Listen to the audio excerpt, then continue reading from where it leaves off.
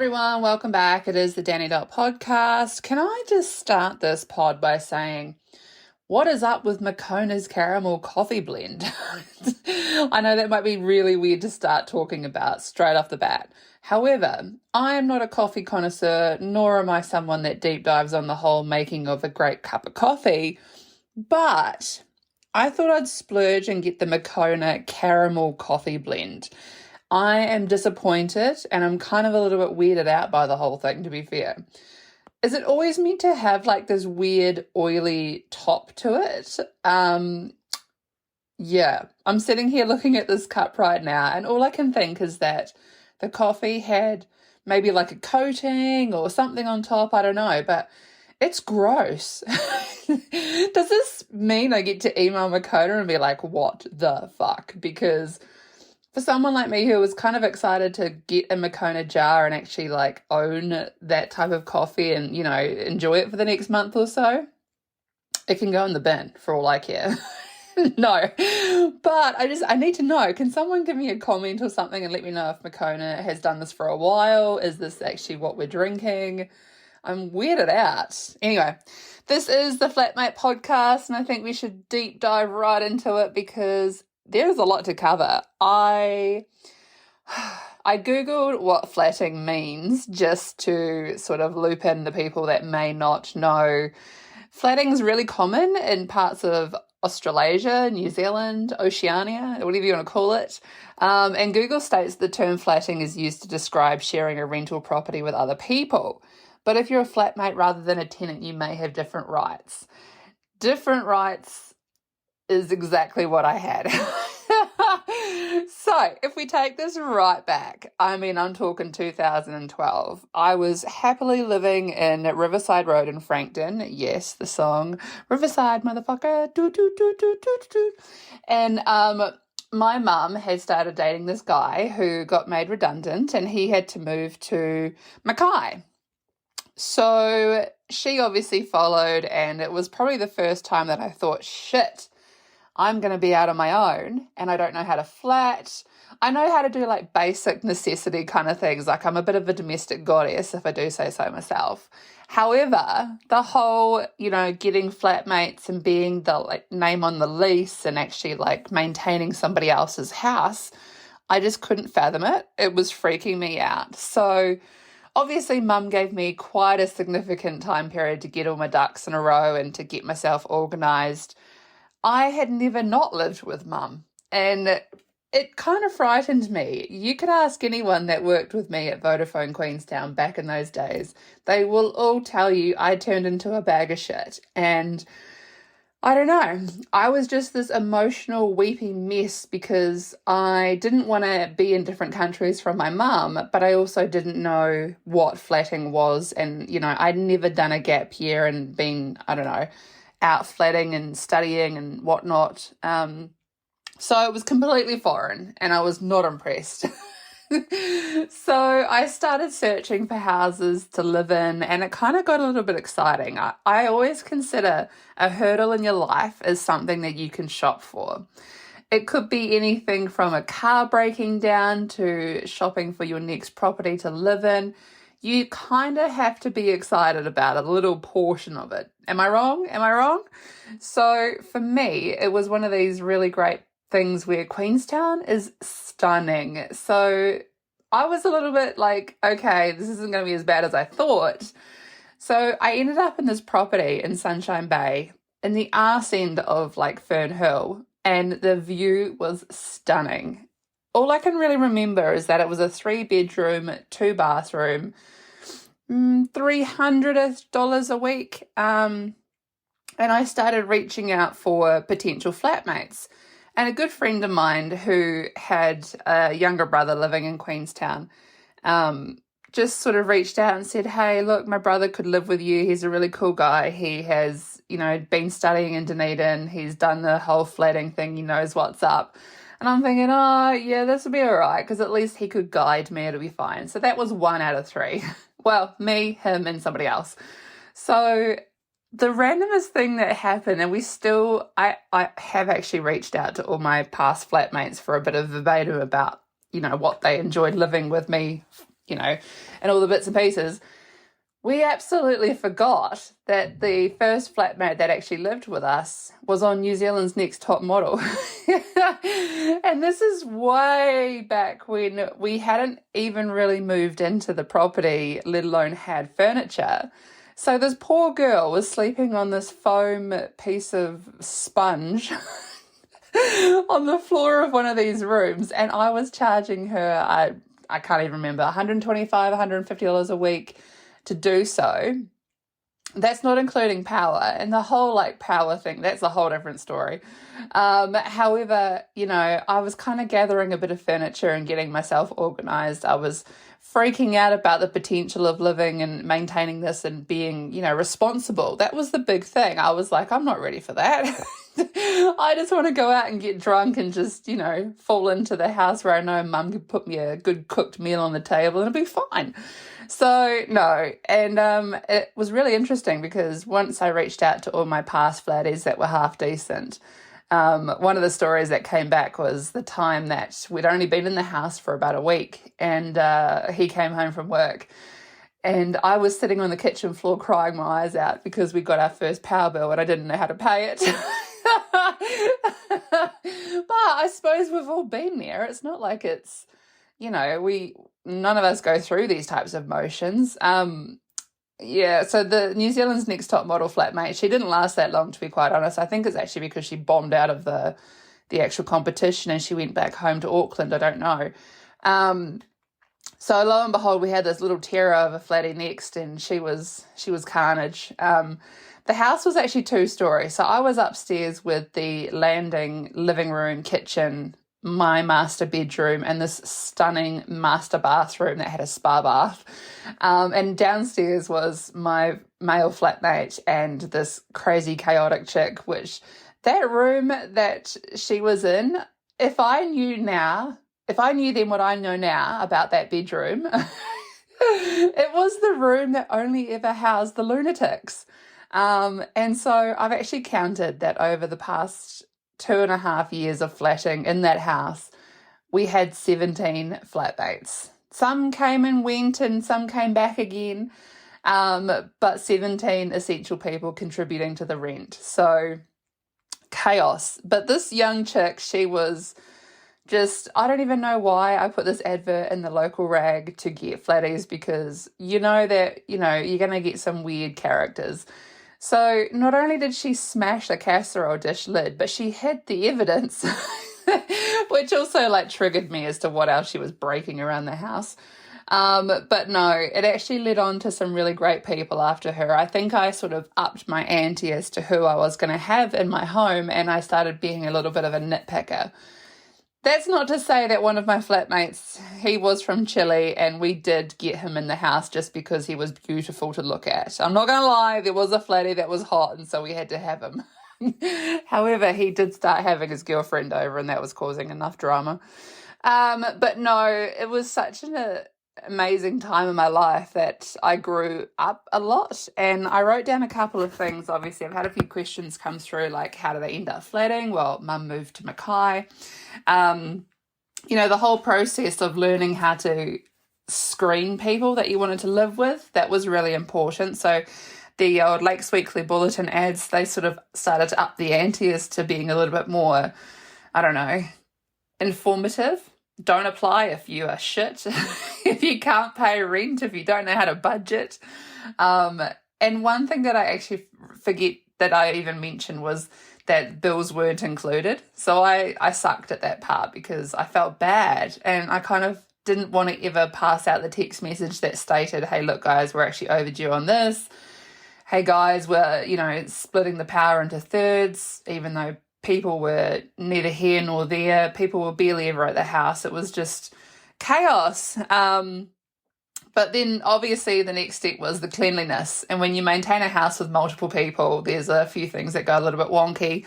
The amount of times that I picked up shower beers, I mean, there were people drinking beers in the shower downstairs under the staircase, was unhinged. And it's something that I always laugh at now, because shower beers and airport beers, I'm sorry, but they're the best beers. But no, look, it was a really great sort of learning curve on how to be clean, that's for sure. So we even had this flatmate who was wonderful. Every single morning when he finished his night shift, he'd come home and put hash browns from Macca's on the kitchen bench. Yeah, this is kind of a contributing factor as to why I am the way I am. My expectation on health and fitness, it definitely stems from the old Macca's mate. But yeah, we definitely had a couple of crazy characters, like some Taylor Swift breakdowns at 3 a.m. There's nothing worse than waking up to A, somebody having a bit of a sexy time with their partner, or B, someone having a nervous breakdown and blasting the red Taylor Swift album at 3 in the morning. I still have those text messages. There were flatmates that fought with one another, which, I mean, me being upstairs and my flatmates being downstairs, I could only sit on the stairwell and be like, is this going to end? Is everyone okay? Should I write, like, war letters? Because I'm kind of like this weird orphan that sits up the top and just waits for everything to calm down before I can go to the kitchen or leave my bedroom. However, the best part about flatting was the fact that I had multiple flatmates that were housekeepers at the Ridges Lakeland Resort, and my God, the amount of free shopping that those guys would bring home, and, a box of Weet-Bix. It's so funny to think that someone would come to Queenstown and buy a box of Weet-Bix for their hotel room, take a couple out, leave the box, and then the box would end up at my house. My flatties would live off that for like a week. And there was like a main contentment here was the fact that Fern Hill is up and over a massive hill, and these flatties were walking this hill every single day to and from work. Never once did they reach out for a lift unless we were going to the supermarket or we're doing a mad dash down the hill down to get Macca's or petrol or anything like this. And this is way before we even had like New World. So our main supermarket was Fresh Choice, and I still remember the Fresh Choice shopping trips. It's like the most craziest times in my life when you'd have no money left and you'd have to go to the discount parts of the supermarket to get bits and pieces. Man, we used to come home with some weird shit. We even did one trip down the hill to the United Video just so that we could get Pop-Tarts. It cost $10 in fuel to go back up and down bloody Fern Hill. So, I mean, you can imagine that we all chipped in $2 just to go down to the local video store to get Pop-Tarts. I mean, why are we like this? But anyway, I also had flatmates that would try and grow like supermarket grade oregano and mint and basil in the fridge. So, you'd come down and you'd open the fridge and there'd be a plant in there. I'm just like, if you're going to plant it in a pot, put it outside and actually nurse it back to health. Don't think that bit of basil for $4 from the supermarket is going to end up in your pasta, because I'm telling you now, it's not. But then there's all the house parties, and I always remember Gay Ski Week in Queenstown. We would have a multitude of Dunedin boys come to the house, and it was just shot skis on. Everyone would have shots, and it was like nights that would turn into days that would turn back into nights. And I mean, there was this one time that we had like Waitangi Day in the Queenstown Gardens. I was texting my flatmate, hey mate, do you want me to come home and get you? Like, rah-de-rah, where are you? Where are you? Where are you? Can't find you, rah-de-rah. He was so exhausted. He had gone to sleep in his bedroom at the house and surfaced maybe 10, 15 hours later, and he was like, holy shit, I've been asleep the whole time. And I'm like, mate, we've all been at this Waitangi Day party in the gardens and you've been asleep. So it was always one of these weird things where it felt awkward to check the bedrooms as you were leaving, just to see if anyone was home, if anyone wants anything, rah-de-rah-de-rah. But, I did have a house party when I first got into that flat because I needed my friends to see that I was going to be okay. And it was a massive thing for me. However, I had a cat. Obviously, Safi was with me at this time, and what an amazing time for her. And now I think back to it, I'm like, God, that cat was so loved. There was a military vehicle on the corner of, I think it's Arawata Terrace, and the street I actually lived on was Povo Paddock. Was it short for something? I can't even remember. Povo Paddock was the best place. And Oh my God, was it actually called Povo Paddock? I can't even remember. This is so stupid. Anyway, so this military vehicle was on the corner, and we always had this joke about, getting drunk and climbing on this stupid ute thing. One night I was in the kitchen cooking nachos, and I look over and my cat is on the vehicle. And all I see is my male flatmate running down the hill, and he's like, holy shit, the cat's out. Because we'd only been in the house for like a week. So, yeah, but obviously having a cat, I had to have a litter box in the house. And so at this house party, it was my first ever one, somebody did a human poo in Safi's litter box. And to this day, we are only pointing fingers because we don't know who actually did that. But also a lot of things come with when you have a multitudes of people and people that don't know how to turn off lights. We had a massive $600 power bill once. And I remember ringing the landlord and being like, this is ridiculous. I can't pay this. How is anyone supposed to get on top of their power if this is the type of, meter readings that we're going to have? And he rang back and he says, are you using the spa? And I was like, of course I'm using the spa. It's in my bathroom. He's like, that's where you're going wrong. So in a 3-bedroom house, I think the actual hot water cylinder wasn't very big, and it kept refilling and getting hot and just using so much power. And it was a lesson learned. I look back and I'm like, man, I was shit. I had no clue, you guys, no clue. But living on this corner, it was really great because we had this creek that ran past the house, and there were so many times, I can't even tell you, we would go and put the recycling bin up on the street for a bin day, and the wind would kick up and then the bin would end up in the creek. And it's not a little creek, like it was a deep creek.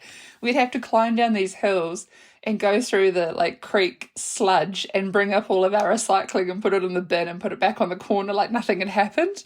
But it's also a time where I didn't understand the importance of changing your household waste enough. And there was a time when I had to bring the rubbish to this is back when I think maybe Queenstown still uses this bin system where the blue bags are like $3 a bag or some stupid thing.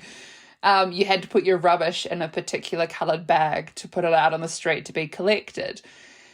And I don't even know what happened here, but somebody had chicken and they didn't tell me, and I went to bring the bag down from the kitchen and it had gone off, and I can still feel my body vibrating when I was dry reaching on the street, because that smell, something had deceived me that day. I was like, how can chicken smell like that? It's not normal. And even now I would rather anything over chicken. Chicken's not even on my main thought process. I'm like, no. But then, the house actually ended up getting scaffolded one day. I woke up to this god almighty noise and someone was attaching a scaffolding system, and I think they were repainting or something. But yeah, I was a little bit hungover and I was just mad because they were drilling into this, that, and the other, and I was mad. I was like, the landlord didn't tell us, and that's, it taught me about the rental tenancy agreements and parts of things that I didn't really ever know about flatting and how much notice you're supposed to be given for all sorts of things. At the end of the day, I was a really great tenant. I was just learning so much every day, and I don't know, everything that happened in that Fernhill house, even the visitors, and one of the stories one of the flatties messaged about was the time where we actually were connected to another house. It was two houses that looked the same, that had mirrored living situations. So think of a house and cut it down the middle, and one house is one side and one house is the other. We actually were partying up on our landing living room area, and this chickie went out to her car to go get something and thought she was coming back into our house, and actually went up the stairs to the neighbour's house and still managed to ask them if they were living there as well. Because there was that many flatmates coming and going, she had no clue as to who was actually a tenant. And we still laugh about it to this day and just think, good God. How did she not know that was a mirror of the house and run up those stairs and say to those people, oh, you live here too? That story lives rent-free in my head. But also, I had obtained a lot of material things by the end of our time at that house, and me moving out to move to Australia, whoo, I got rid of a shitload. But, you know, a lot of people have said to me, Dani, you're the only person that actually has a shoe closet under the stairwell, where it was just hundreds of pairs of shoes. And the amount of times that we'd go out and have pre-drinks at the house, and then everyone would come down into the hallway and I would just pull the whole shoe closet out from under the stairs and have everyone choose my shoes. More often than not, it was the same pair of Dorothy bright red glitter heels. But, you know, I essentially did. I didn't really understand the whole concept of keeping my stuff in my own bedroom. I mean, granted, my stuff furnished the house, but I still to this day, even at 36 years old, I'm not going to lie, I use my mum's wardrobe, I use my brother's wardrobe. I've exploded into the garage and the kitchen and the lounge room. I just own a lot of shit. And, well, it's not even shit. It makes up who I am as a person, so I don't care. But it's funny to think that even though my name was on the lease and I had full control over that flat, oh my God, no, it was O'Leary's paddock, not Povo paddock. Good God. That was what the street name was called. And I remember saying to a taxi driver one day, can you take us to O'Leary's paddock? And someone stole the street sign. So you can imagine my absolute disgust when I was searching frantically to get home and the bloody street sign was missing and no one knew where the bloody street was. It doesn't even sound like a street because it's a paddock anyway. Oh, I sound like, you know, the most hoariest homeless person right now. But no, honestly, when I, you know, moved on and I had to take all my stuff and put my life into 2 suitcases to move to Australia, it was difficult. Not only had I furnished this house to make sure that the people living inside were comfortable, once you have to get rid of all those material items just to sort of put yourself into a couple of suitcases to move to another country, it's stressful. And I think that sort of changed me a little bit because, yes, as much as I was saying goodbye to Queenstown and getting rid of all the flatties and managing to pay things on my own, you know, putting the whole living area into the kitchen so that they could use the carpet cleaner machine. I think back and I'm like, man, that night I went out, I think it was St. Patrick's Day, and I came home and the carpet cleaner men had put all the stuff in the kitchen and tipped my bedroom upside down with all the boxes just to clean the carpets. And I'm thinking, holy moly, I don't know where anything is. I was just naive to think that I didn't have to do that. So yeah, I've learnt my lesson there. And even just recently in 2019, when I moved out of my Brisbane apartment, I was the one that went to Bunnings and got the, you know, rug doctor, and I did my own carpets. And I was like, no, I know how to do this. I know that this is an expectation on a lease these days. So that's not to say I wouldn't do it at the house that I live in now, because this is a brand new build that my mum and me are paying the mortgage off. But once I actually flew the coop and left New Zealand and Queenstown for the bright lights of Sydney, once mum had started coming back down the country of Australia, I lived with her out in Liverpool, West Sydney, for about a year. I don't know what was going through their heads at the time. They rented this giant 5-bedroom mansion with a swimming pool. Of course I wasn't going to say no to that. I lived with her and I just come and go as I wanted. It was fantastic. But once she gapped it back to New Zealand because of job opportunities and whatnot, I decided to go flatting in Sydney, and holy shit, it was like the worst choice of my life. I definitely recommend being the person in control of a lease, because I moved into Northern Beaches, a stunning area called Seaforth. It's just next to, I don't even know what it's near, actually. What the hell's that place called? I can't even think. Northern Beaches is just what they refer to. Anyway, I moved into this house. I thought it was all fine. I was living with a couple of lads. It was quite fun. But I came home one day and my cat was in her cat cage, and the police had tipped my room upside down because the flat had been drug raided by the police. And I don't know, something really triggered me. I was like, if that can happen when I can just be at work, I mean, there's no safety and security here. So I gapped it out of there and went back to Slovenia, just down is that how you say it? Sylvania? Down by Cronulla, southern beaches. And yeah, look, it was really cool. I was really enjoying living out there because that was a really cool flat. However, my cat wasn't allowed to be there, so I had to start putting her on a plane back to New Zealand.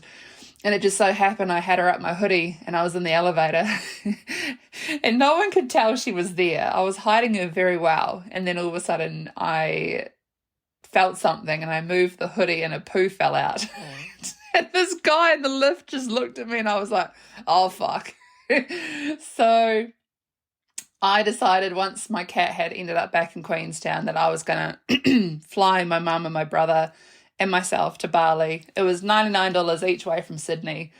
Fabulous pricing on the old Jetstar. So once we came back from Bali, I jumped a flight from Sydney to Queenstown. Went and had a bit of a whinge to mum about, my life and where I was living. We didn't really talk about it in Bali. Bali was more, exploring and relaxing, not about, future next steps and career choices. But at that stage, I don't know, I was exhausted. I was done with the whole trying to make Sydney work. Sydney was fun because it was a new city. It was Concrete Valley to me. I had no idea where anything was. I could essentially get lost in Sydney. But I needed to grow up and, do something for myself. So not a word of a lie. I came back from Queenstown within 48 hours and I had hired a one-way rental car from Sydney to Brisbane and I drove up 12 hours. I was like this little, Suzuki Swift on the, big motorway that goes up to Brizzy. The truckies were all keeping an eye on me. It was so cool. I actually had this really great app at the time called Glimpse. You can send your satellite navigation to anyone, and I would send it to my mum and it could actually show her the speed the car was traveling at. So obviously I got a couple of, slow down, you're going too fast. But anyway, mum got to see exactly what was going on, and if I diverted off the road, she was going to call the authorities. But no, once I got to Brizzy, I decided I was going to go flatting with a good friend of mine at the time. And he obviously had his own dramas going on, which were interesting because I, for the first time, was just paying for a room in a safe environment, and I felt like I could live there forever. But then he decided to sell the house, so I had to go flatting in my own apartment. And again, flatting for an apartment is super exciting. You get to, it's almost like shopping. You go where you want to go. You live where you want to live. And I don't know, it just paved the way this whole time of everything I learned in Fern Hill, or Sunshine Bay, with my great Queenstown crew, 17 of you. I've written a list down of who was in that really great time of my life. Makes me laugh and smile thinking back. Man, we got up to some shit. Yeah, there's just times I thought I wasn't even going to go to work that day because of parties that we had. And that Sinead O'Connor song, Nothing Compares, I remember blasting that one night. God knows why. Someone was hanging off a light fitting somewhere. But no, obviously, to everyone that might be listening from the Povo Paddock days, you guys just shaped me as a flatmate, and I'm eternally grateful. It was the best, most exciting, 2.5 years of my life. Everything from, the quotes and stuff from my first flatmate who would say to me, Dani, you don't have to keep the kitchen clean because a lived-in kitchen is a, loved kitchen. You don't always have to clean the mess. And I always thought that, being tidy and clean was so important. That's not to say that, everything turned messy or whatever. But once I started relaxing a little bit and making it a home, everything changed. And I'm eternally grateful for that, mindset. It was really important at the time. All the way through to the crazy flatmates that would give you 1 day's notice and then decide to leave because they were getting on a plane back to their home countries. Because at the end of the day, Queenstown's a very transient place. And, people could just pack up at the blink of an eye. And, 4 of them did, essentially. So no harsh feelings. I know you all did what you needed to do at the time. But, kudos and cheers to all you lot that keep me in line. It was so much fun. I just laugh. And if I could relive it again, I bloody well would. However, I'd still have to be quite young to do so because you lot are crazy. And I hope you guys enjoy the fact that my flatmates are just, crazy stories that I could share with you today, and it is really important to me. A couple of little tidbits here just to touch on. Obviously, want to keep this pod under 45 minutes because, I don't know, I just don't feel like anyone's listening to 1 hour ones. That it's too long. Anyway, how's the 75 hard going? Well, I don't know if I touched on this last pod, but I got banned off TikTok because the challenge itself is considered dangerous, destructive behavior. So I had a soft warning, and I was like, okay, I'm going to challenge this warning because these videos are crap. It's just me playing around with filters and templates and stuff like that. It's not even like me saying, oh, you can't eat this and you shouldn't exercise that or whatever. So I was really disappointed to see that TikTok implemented that. And then I posted another video after that, and they immediately questioned everything about it, and then they refused to post it and said if I do it again I'll get banned.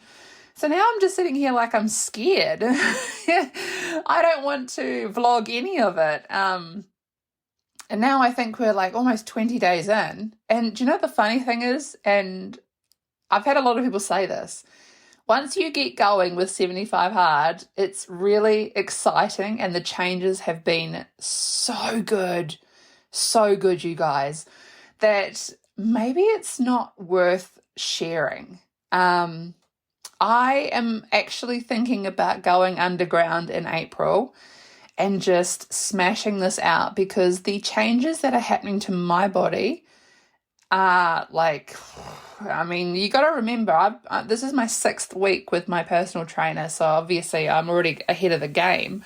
But if you think about those 20 days that we're actually, in the challenge for so far, what the hell's going to happen in a whole month? And I don't want to share anything to do with like the change that's going to happen for the end of it. And I'm really interested and excited and actually like coming out the other side and being like, you know what, this is before and this is after, and I did this. I'm so proud of myself because of this accomplishment.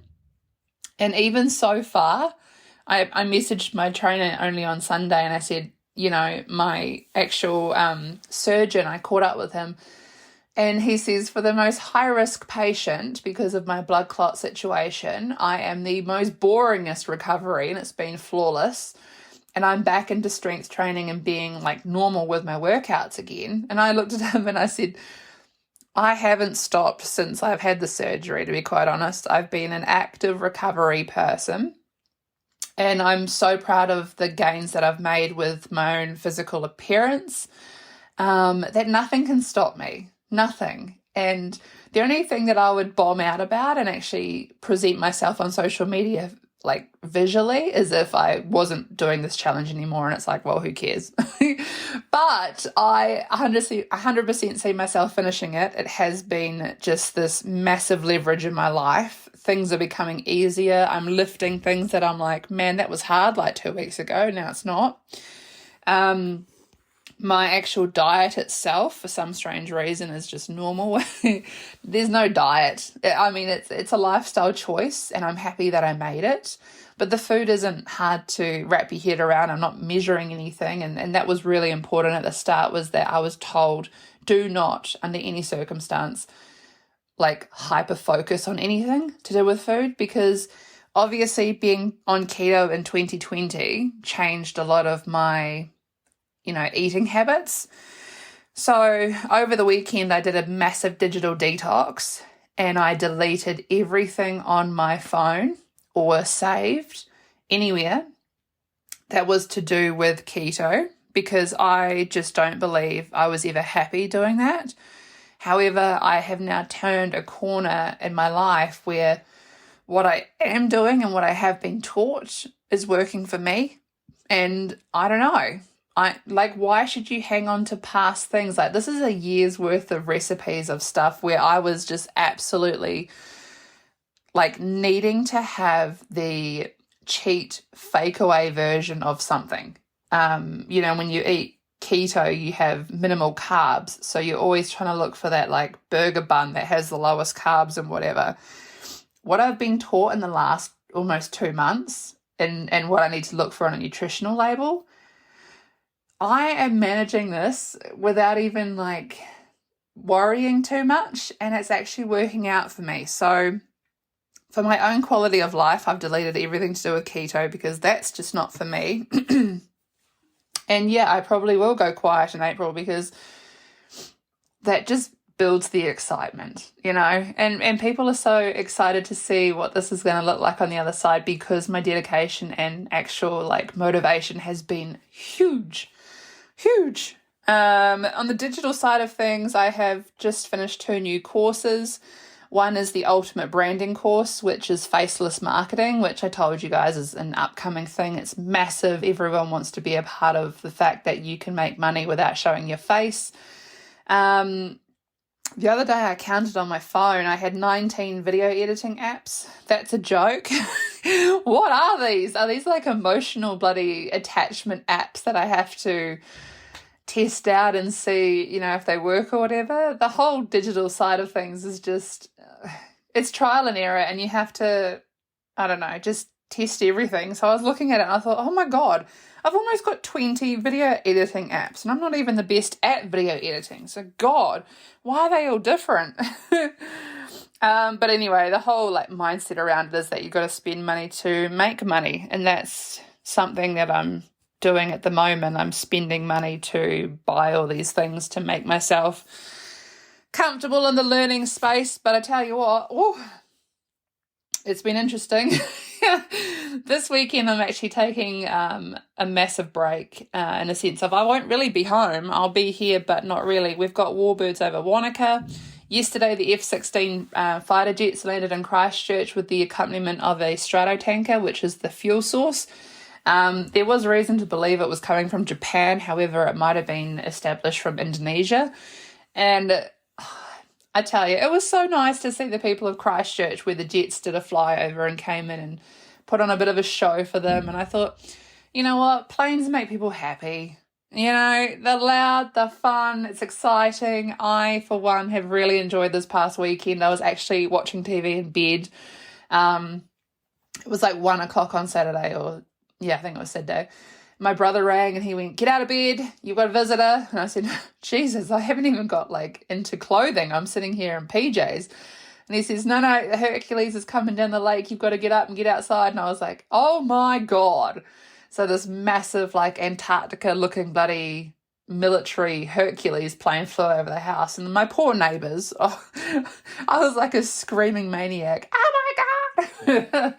Aviation, you guys, is in my blood. I would talk about it forever. I love it. I'm so excited for this weekend. There's like 46, 48 planes coming in for it. And quietly I've been tracking a lot that's been going on in the air around me because it's interesting. And I'm not really one for older planes. That bores me a little bit because I'm like, oh. But there's just something weird about looking up and seeing something that's not normally in the sky. So yes, I have a 3-day pass care of a good friend of mine who was like, "I'm going to gift it to you, Dani, because you definitely deserve to go." And I said, "Honey, I was going to go, but I was going to afterpay some bloody tickets because they were expenny." However, no, my friend was like, "I will do anything to see your face and excitement when you go to Warbirds over Wanaka this weekend. So here you go," which was totally the sweetest thing. I am going to pack the car, get very excited, and go and take my deck chair and just look up for 3 days. Literally look up into the sky for 3 days. So no, that is my Easter. And what's really interesting is I didn't tell you guys, my mum actually brought my Easter eggs before I started 75 Hard, so I've already had them. But that's not to say that she wouldn't, buy me something that would look more interesting than bloody chocolate when it comes to Easter, that's for sure. We've been known in the past to like buy each other suitcases or something that's coming up in the not too distant future to celebrate whatever, for whatever reason. But no, and the other day, No, I'll leave that for another podcast. We won't go down that rabbit hole. Anyway, I hope you guys enjoyed my flat night podcast. Apologies if it was a bit of a ramble, but my excitement for the whole, journey of flatting was just such an important, scary, interesting time of my life. I navigated it quite drunk at the best of times just because I didn't cope with a lot of things. But no, now I look back and I think, geez, they were some amazing people, and I'm really proud to say that I actually got them into my house and we lived with each other. And we shared, cooking tips, and the amount of times we ate weird Spanish food and Latin American empanadas and had all these flatting stories from Dunedin where the students were, running amok and being crazy, all the way through to Auckland people that came to Queenstown just to, get away from the Big Apple and enjoy a bit of a scenic explore time. Absolutely no holds barred about whatever transpired over the time living in Povo Paddock. It was a great place, and I think you're all amazing. So onwards we go, on to the next pod. I will see you guys next Tuesday. Have a fabulous Easter weekend. And what I was trying to say at the end of last week's pod on recovering routines, sorry, I got my R's around the wrong way, was what my tagline is always make good choices. I end all my meetings at work with saying it. Even my boss, she's now saying it because it's just like, I don't know, the tagline of the century. But no, everyone have a really fabulous long weekend Easter if you're based in Australasia or whatever. Make some good choices, but revert back to me and let me know what you did, because I want to hear all the great gruesome stories. And yeah, I will think about going underground for the month of April just to get myself looking phenomenal in 4 weeks. That's not to say that I don't already now. I'm really impressed with how things are tracking along, and there has been absolutely nothing I have skipped in my routine for getting the 75 hard completed day to day, and I am thriving. All right, love yous and leave yous. Bye.